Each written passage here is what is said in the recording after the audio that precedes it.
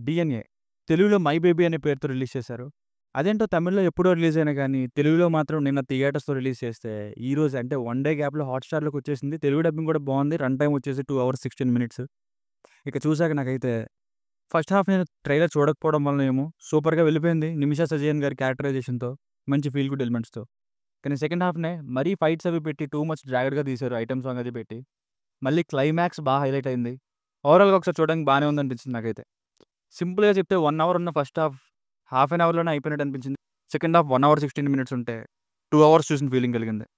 Title అయితే 'DNA' కంటే 'my బేబీనే' బాగా సెట్ అయిందనిపించింది సినిమా చూసాక. ఫ్యామిలీతో చూడొచ్చా అంటే రొమాన్స్ ఉంది. ఇద్దరు హీరోయిన్స్‌తోని కిస్ సీన్స్ అవి ఉన్నాయి. అవి తప్ప మిగతాదంతా చూడొచ్చు. బేసిక్ స్టోరీ లైన్ ఇది నేను రివీల్ చేయదలుచుకోవట్లేదు. మీకు ట్రైలర్ చూసినా తెలిసిపోతుంది. అలాగే మొదలయ్యేది కూడా ఇంటర్వల్‌కి. సో, నేను చెప్తే 1 అవర్ యొక్క మెయిన్ పాయింట్ తెలిసిపోయే ఛాన్స్ ఉంది అందుకే. Plus points.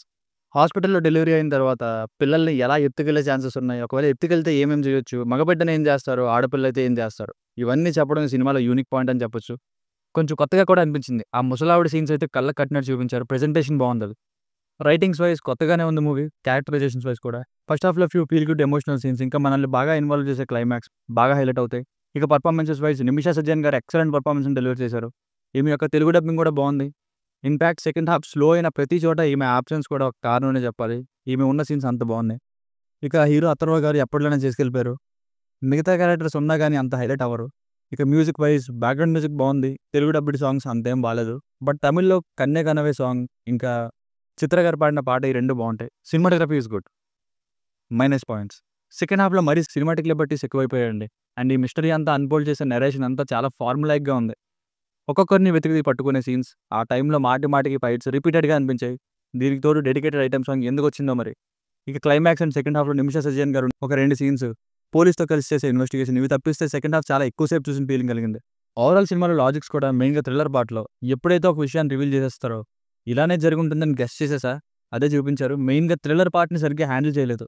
రీజన్ కూడా చాలా రొటీన్‌గా ఉంది. ఇక ఒక నార్మల్ మ్యాన్ అంత హై లెవెల్‌గా డీల్ చేయడం కూడా సినిమాకి లిబర్టీ అనుకోవడమే. సో, ఫైనల్‌గా మూవీకి వర్డిక్ట్ ఏంటంటే ఓవరాల్‌గా ఒకసారి చూడొచ్చు మూవీని. సెకండ్ హాఫ్ కొంచెం అన్‌ఇంట్రెస్టింగ్‌గా మారుతుంది. ఆ fights, item song, lack of proper thrills వీటి వలన. ఇక్కడ కూడా ఇంకొంచెం ఎమోషనల్ యాంగిల్‌తో కవర్ చేసుంటే మూవీ ఇంకా బావున్ను.